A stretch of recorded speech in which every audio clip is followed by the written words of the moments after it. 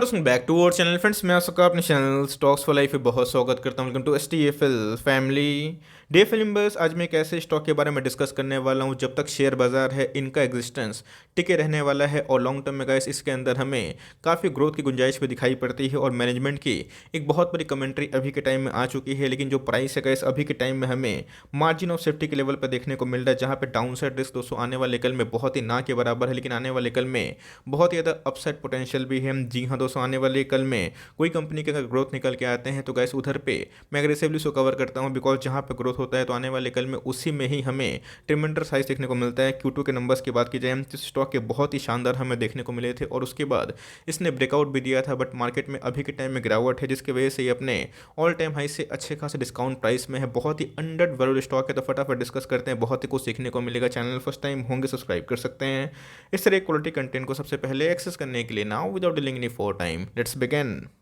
मैं जिसके बारे में कवर करने वाला हूं उसके बारे में दोस्तों मैं थोड़ा सा लाइट डालूंगा। टारगेट्स को मैं पहले इसलिए बता रहा हूं जहां पे आपको समझ में आए कि इधर पे एमओएस का कॉन्सेप्ट कैसे काम करता है वो देखने को मिलता है। तो जी हाँ दोस्तों, 77% एनालिस्ट हैं उनका मानना है कि आप इसमें स्ट्रॉन्ग बाई करके चल सकते हैं, जहाँ पे 18 जो एनालिस्ट है वो दोस्तों इसको लेके काफ़ी पॉजिटिव देखने को मिल रहे हैं। फॉरवर्ड एक साल में मुझे कोई भी आशंका नहीं होगी, कोई भी अचंबा नहीं होगी अगर ये इनके जो हायर मीडियन है अगर उसको टच करते हैं। तो जी हाँ दोस्तों, जो स्टॉक का प्राइस है 1400 के आसपास हमें देखने को मिलता है, बट हायर साइड की बात की जाए तो ऐसे स्टॉक में हमें 60% के आसपास मोमेंटम की गुंजाइश देखने को मिलती है फॉरवर्ड 1 ईयर के लिए। लेकिन अगर आप देखें तो मीडियन पे भी जाता है तो 40% के आसपास पैसे बनने की ऑफकोर्स गाइस चांसेस हमें देखने को मिलते हैं। लोअर साइड पे अगर आप देखें तो एकदम 400 के भाई पे ट्रेड करता हुआ देखने को मिल रहा है, जहाँ पे डाउन साइड रिस्क दोस्तों इधर पे बहुत ही कम निकल के आ जाता है।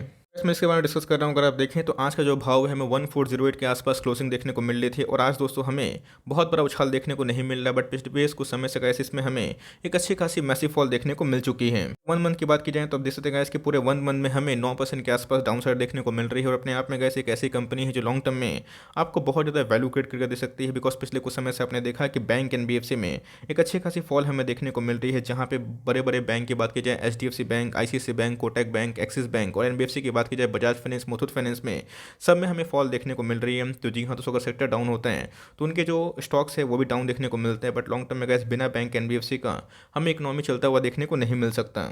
ये भी एक एनबीएफसी को बिलोंग करने वाली कंपनी है, लेकिन अपने आप में गैस बहुत ही सेफ बिजनेस है, जहाँ पे लॉन्ग टर्म में गैस आपको बहुत ही आराम से पैसे बनेंगे। लास्ट 5 ईयर्स की बात की जाए तो बहुत लोग बोलते हैं कि सर इधर पे जो मूवमेंट है बहुत ही स्लो हमें देखने को मिलती है, बट अगर आप देखें लास्ट 5 ईयर्स में गैस इसने 1 लाख को ऑलमोस्ट 5 लाख बनाए। तो जी हाँ दोस्तों, फॉर लॉन्ग टर्म इन्वेस्टर ये जो मोमेंटम है ये बहुत ही शानदार है। बिकॉज अगर आप देखें तो बहुत बड़ा जो मैसिव डिप है इसमें बहुत ही कम देखने को मिल जाती है। अगर आप देखें जब से इनकी लिस्टिंग हुई है इसने गैस 700% के आसपास पैसे बना के दिए हैं और इसमें एक स्लोली स्लोली दोस्तों मोमेंटम हमें देखने को मिलता है। इसने गैस अपने ऑल टाइम हाई को ब्रीच किया था, बट उसके बाद हमें एक कंटिन्यूसली फॉल देखने को मिल रहा है, क्योंकि बैंक एनबीएफसी में हमें अच्छी खासी फॉल देखने को मिल चुकी है। तो इस कंपनी का नाम क्या है? Muthoot finance limited. इसको मैंने बहुत बार कवर भी किया था जब 1700 के भाव पे नहीं भी था, 1100 के भाव पे, 1200 के भाव पे, 1500 के भाव पे। और गैस मेरी कवरेज इसको लेके एकदम कंटिन्यूसली होते रहते हैं, बिकॉज अपने आप में आपको पता है कि गोल्ड एक ऐसा कमोडिटी है जिसमें इंडिया में रिलीजियस वैल्यू भी है, जहाँ पे इनका जो गोल्ड लोन है उनका सर्वाइवल आने वाले कल में टिक सकता है। बट दोस्तों आने वाले जिस हिसाब से हमें अभी के टाइम देखने को मिल रहा है कि बैंक भी गोल्ड देना स्टार्ट कर चुका है लोन में, तो उस हिसाब से कैसे इसमें कितना डेंट पड़ सकता है और इधर पे जो मैनेजमेंट कमेंट्री है वो क्या निकल के आ रही है फटाफट चेक कर लेते हैं। सबसे पहले हमें समझना है कि गोल्ड एक ऐसा कमोडिटी है जो कभी भी आप इसको क्रिएट नहीं कर सकते, मैन्युफैक्चर नहीं कर सकते। ये हमें एक लिमिटेड सोर्स पर देखने को मिलता है और गोल्ड के अगेंस्ट में जो लोन होता है वो अपने आप में काफ़ी सेफ जोन हमें देखने को मिलता है। बिकॉज एनबीएफसी की बात की जाए तो जो एनबीएफसी गोल्ड में काम करती है तो उनके पास एक एडवांटेज होता है कि उनके जो एनपीए होते हैं वो काफ़ी कम देखने को मिलते हैं। बिकॉज अगर आप उनका लोन डिफॉल्ट करेंगे तो गैस वो आपके गोल्ड को ऑफकोर्स ऑक्शन करवा देंगे। तो गोल्ड लोन की बात की जाए तो गैस उसमें हमें एक अच्छी खासी डिमांड इमर्ज होते हुए देखने को मिल सकती है। और इधर पर अगर आप देखें तो सेमी अर्बन जो एरिया है उसमें गैस इनके अगर जो एमडी की बात की जाए जॉर्ज एलेक्जेंडर मुथूट, इनके अकॉर्डिंग अगर आप देखें तो उसमें हमें एक अच्छी खासी राइस मिलने की उम्मीद भी है।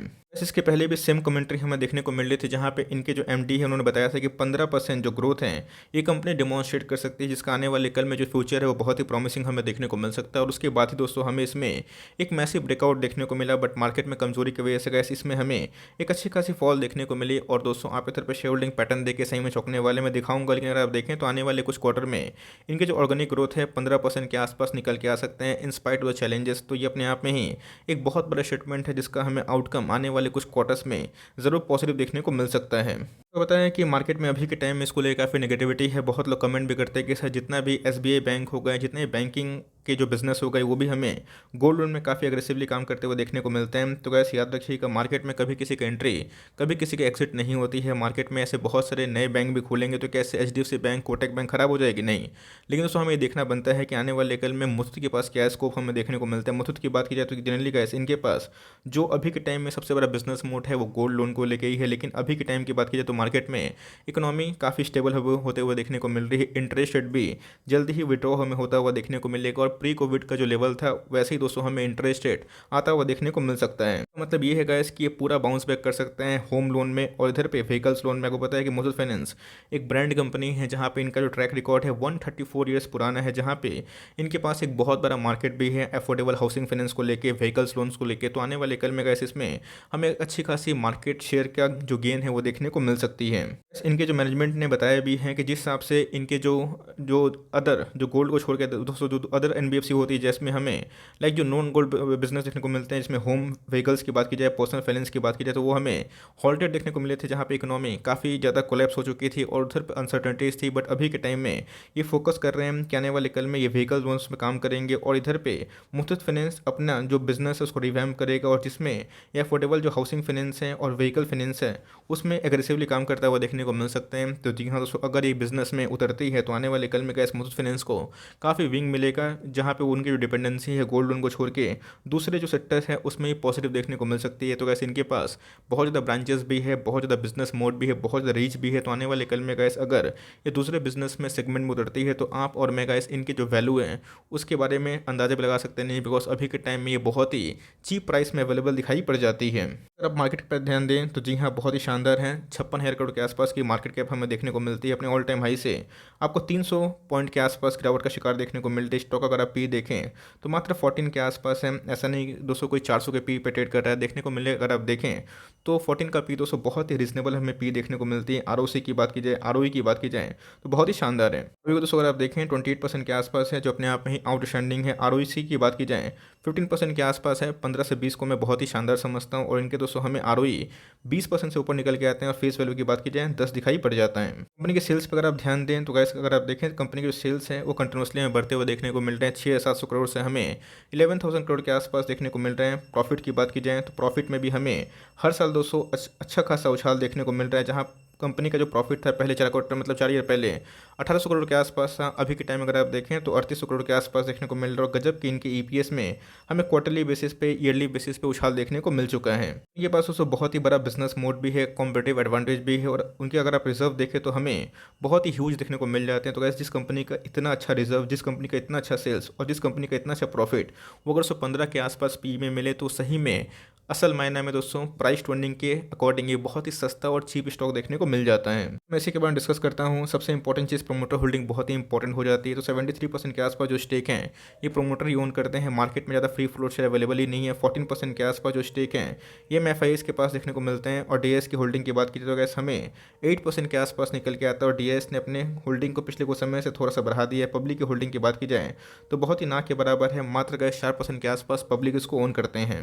मंत्र एकदम साफ है, ये सब एक अच्छी कंपनी है, बिजनेस मोड भी है, कॉम्पिटिटिव एडवांटेज भी है। ऐसा नहीं है कि जो दूसरे लाइक बैंकिंग स्टॉक्स हैं जो गोल्ड में लाइक प्रवेश कर चुके हैं इसके वजह से मुथूट फाइनेंस को बहुत बड़ा डेंट लगेगा। मार्केट सबके लिए ओपन है, लेकिन गोल्ड लोन की बात की जाए तो बहुत ही पॉपुलर हमें देखने को मिल रही है, बिकॉज ये सिक्योरिटी के अगेंस्ट में आपको लोन देती है, जहाँ पे एनपीए के चांसेस बहुत ही कम हमें देखने को मिलते हैं। तो मेरे हिसाब से कैसे अपने आप में ही एक बहुत ही गजब के फंडामेंटल वाले बिजनेस में काम करती है। बहुत ही कम प्राइस टूनिंग हमें देखने को मिलती है और अफोर्डेबल हाउसिंग फाइनेंस में और व्हीकल लोन्स में गैस आने वाले कल में अगर उतरती है तो आप और मैं दोस्तों इसका जो वैल्यू है वो समझ भी नहीं पाएंगे। अगर आप देखें तो अभी के टाइम में हमें 2 का जो मूविंग एवरेज है इसके आसपास आता हुआ देखने को मिल रहा है। ठीक है, बहुत सारे ब्लू चिप दोस्तों अभी के टाइम में 200 का मूविंग एवरेज पे आता हुआ देखने को मिल रहे हैं और निफ्टी नेक्स्ट 50 का स्टॉक हमें देखने को मिलती है। तो मेरे हिसाब से गैस आपके पास हैं, आप पेशेंसली होल्ड करें। कंपनी ने कोई भी क्वार्टर में अपने शेयर होल्डर को निराश नहीं किया है, अच्छे खासे फंडामेंटल है। तो आज नहीं तो कल इसमें बाउंस बैक जरूर होगा, लेकिन फॉरवर्ड एक साल के लिए गैस आप चाहें तो सीएमपी में आराम से एकोमोडेशन कर सकते हैं और हर 50 के फॉल पे आप चाहें तो फॉरवर्ड इस पे एकोमोडेशन कर सकते हैं। मार्केट में गिरावट होगी तो इसमें भी गिरावट होगी। मेक श्योर आपको उधर पे पैनिक नहीं करना है, बल्कि इस मौका को आपको अपॉर्चुनिटी समझ के इसमें ज़रूर ग्रैब करना है। अभी के टाइम अगर आप देखें तो जो आरएसआई इंडेक्स है बहुत ही कमज़ोर होता हुआ देखने को मिल रहा है। 35 के आसपास इनके आरएसआई इंडेक्स अभी के टाइम में आते हुए देखने को मिल चुके हैं। तो इंकरेज करूंगा इनके बिजनेस के बारे में थोड़ा सा पढ़ें, इनको समझें और चाहें तो बेस्ट पी वाला जो स्टॉक है जो बहुत ही अंडर वैल्यूड है, जिसके अंदर काफ़ी ग्रोथ मोमेंटम है, बहुत ही स्टेबल बिजनेस है। आप इसमें निवेश करने का प्लान कर सकते हैं, बिकॉज मुझे लगता है कि आने वाले 2-3 क्वार्टर में ये आपको 2000 के भाव के भी ऊपर देखने को मिल सकता है, ऐसा मेरा मानना है। तो आई होप दोस्तों मेरा एफर्ट आपके लिए कामयाब होगा, और आपको अगर वीडियो अच्छी लगी होगी तो एक लाइक ज़रूर करिएगा। चैनल फर्स्ट टाइम होंगे तो याद से सब्सक्राइब करना भूलिएगा। फर्दर कोई डाउट है उसको भी जरूर ड्रॉप करिएगा। लेट्स सी कि आपका क्या डाउट है। तो गैस मिलते हैं जल्दी ही, तब तक के लिए bye. Thanks for listening friends, God bless you all.